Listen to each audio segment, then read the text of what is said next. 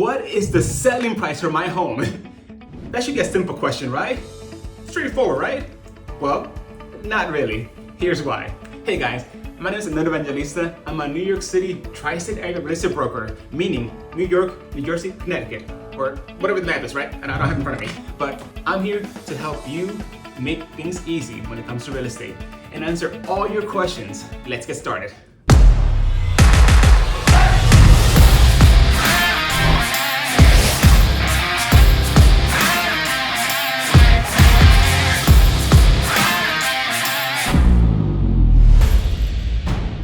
As a broker, I go on many different appointments, and one of the biggest questions or most common questions that I get from homeowners is, what is my home worth?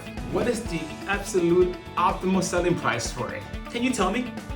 Well guys, sorry. I honestly can't. I can give you a range, I can give you my thoughts, but homes are not just sold on the shelf, meaning they don't come with a price tag.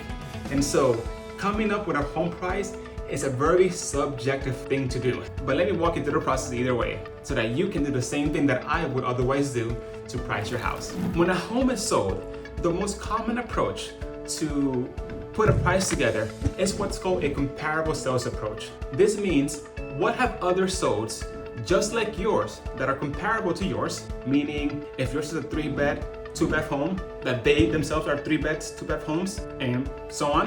What have those homes sold for in the last 6 to 12 months in your immediate area? What this means is, if you live in a Cape Cod home, 3-2, that are also in the Bronx, around you, not on the other side. You cannot look at split-level homes in Queens or Long Island or Jersey, in Tenafly or wherever to compare values. You have to look for homes that are around you that are, again, similar and comparable to yours. When going with the comparable sales approach, you want to look at like for like as much as possible in terms of structure, size, lot, condition, just everything of the home. You want it to be as close to your home as possible, as close in distance as well to your home as possible, and you want to have sold as recently as possible. If a home sold 20 years ago for $10, do not expect that to be the price of the home today. If the home sold yesterday next door to you and it's a mirror image, then guess what? Most likely that home's value is likely close to yours as well. When doing a comparable sales approach, when trying to come up with a price, you have to look at many different variables when it comes to the homes, again, to try to compare them to it, because no two homes are ever alike.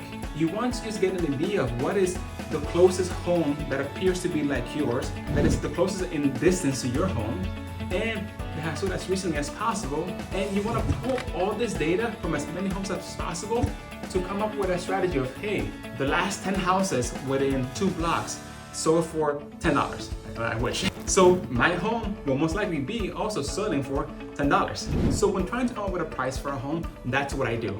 I'll look at your house, I'll come visit you, I'll walk around your home, I'll sort of get an idea of what it is, and then I'll show you other similar homes that are around you, that have sold around you, within say typically the last 3 to 6 months, and I'll walk you through, hey, this is the average listing price, this is the average sold price, this is why it's sold for this variance, and here's my thoughts about what this could sell for as well. You know, we'll have a conversation about the data and the facts, and then together we'll come up with a price that makes sense based on that.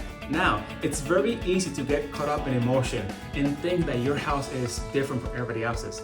But guys, let's be realistic. As much as you love your house, as much as I love my house, facts are facts, and that is why whenever we price a home, we base that pricing on facts, stats, and market data.